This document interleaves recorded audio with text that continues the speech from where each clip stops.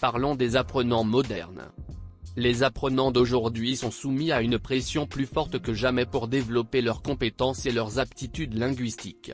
Qu'il s'agisse de travailler au sein d'une nouvelle équipe de projet, d'organiser une réunion virtuelle ou de rendre compte des performances, cette transformation numérique de notre vie quotidienne signifie que l'on attend des gens qu'ils communiquent plus que jamais, et dans un éventail de plus en plus large de scénarios différents. Les notions traditionnelles d'apprentissage disparaissent rapidement, et l'apprentissage lui-même doit être adapté pour répondre aux environnements changeants. Cela conduit à une approche plus juste à temps, où les individus peuvent acquérir les bonnes compétences au moment où ils en ont besoin. Comme vous le savez, aujourd'hui nous sommes tous ultra connectés, avec des appareils dotés d'une gamme étourdissante d'applications et d'outils qui rivalisent pour attirer notre attention.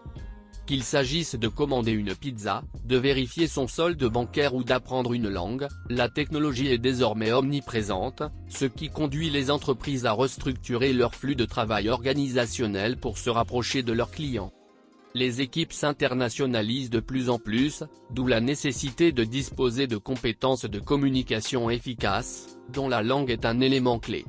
Ce sentiment de manque de temps signifie que les apprenants deviennent plus exigeants, voulant que tout soit personnalisé et individualisé. La technologie accélère la vitesse de ce changement, la connaissance étant à portée de clic. Les apprenants ne veulent plus des méthodes de formation plus traditionnelles, et exigent un programme de formation flexible et à la demande, qui s'intègre dans leur vie quotidienne si chargée. L'apprentissage représente une opportunité de se développer, d'évoluer dans son métier. En bref, l'apprentissage n'a jamais été aussi important. C'est pourquoi tant d'entreprises s'efforcent de créer une culture de l'apprentissage et d'impliquer activement les employés dans ce processus. Nous savons qu'il existe de nombreux styles d'apprentissage différents et que chaque apprenant sait ce qui lui convient. Les notions de manuel, d'ouvrage, de séminaire et de webinaire ne sont plus aussi efficaces, car les habitudes d'apprentissage changent, ainsi que les besoins et attentes des apprenants. Les apprenants s'attendent à être activement impliqués et à participer à leur apprentissage. Dans le cas des langues, cela signifie qu'ils doivent utiliser la langue, mais pas seulement dans un sens général. Les apprenants recherchent une approche beaucoup plus ciblée et focalisée, car ils cherchent à développer leurs compétences dans les situations qu'ils rencontrent tous les jours au travail. En bref, l'apprentissage devient beaucoup plus efficace lorsqu'il a un sens et qu'il est basé sur les expériences de l'apprenant. C'est ce qu'on appelle l'apprentissage par l'expérience. L'apprentissage par l'expérience est le processus d'apprentissage par la pratique. En faisant participer les apprenants à des expériences pratiques et à des réflexions, ils sont mieux à même de relier les connaissances acquises à des situations du monde réel, et à des applications pratiques. Le cycle d'apprentissage expérientiel de David Kolb est une excellente approche fondamentale pour toutes les formes d'apprentissage. Il se compose de 4 phases. La première phase est la phase d'activité, qui permet aux apprenants d'explorer et de découvrir un nouveau langage. C'est là que les activités de micro-apprentissage numérique sont si utiles.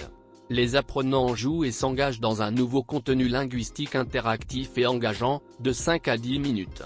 Ces activités peuvent être réalisées sur n'importe quel appareil et à n'importe quel moment de la journée de l'apprenant, que ce soit lors d'une pause café ou dans le train pour se rendre au travail. Cette phase est la phase de réflexion, qui est essentielle à l'apprentissage. Elle se déroule dans la phase contrôlée du cours en direct avec le formateur. Les apprenants pourront s'essayer à la langue et faire des erreurs, ce qui, nous le savons tous, est essentiel au processus d'apprentissage. Ils recevront bien sûr le soutien de leur formateur, avec des corrections, l'utilisation d'exemples, ainsi que la fourniture de mots et de phrases de remplacement. L'actualisation permet aux apprenants de gagner en confiance et d'essayer de nouveaux scénarios. Cela se passe dans la phase de pratique libre du cours en direct, où nous avons écrit des jeux de rôle, des simulations et des discussions basées sur le thème de la classe. C'est là que les apprenants repoussent activement les limites et adaptent l'apprentissage à leurs besoins. Enfin, la phase d'application. C'est ce qui se passe en dehors du cours, lorsque l'apprenant est de retour dans son propre environnement de travail. C'est un moment clé où l'apprenant transfère ses connaissances et son apprentissage dans sa vie quotidienne en utilisant toutes les compétences linguistiques nouvellement acquises, en prenant confiance en lui, en devenant plus autonome et en assumant la responsabilité de son propre apprentissage. C'est à ce moment-là que nous constatons qu'ils font de réels progrès dans le développement de leurs compétences linguistiques.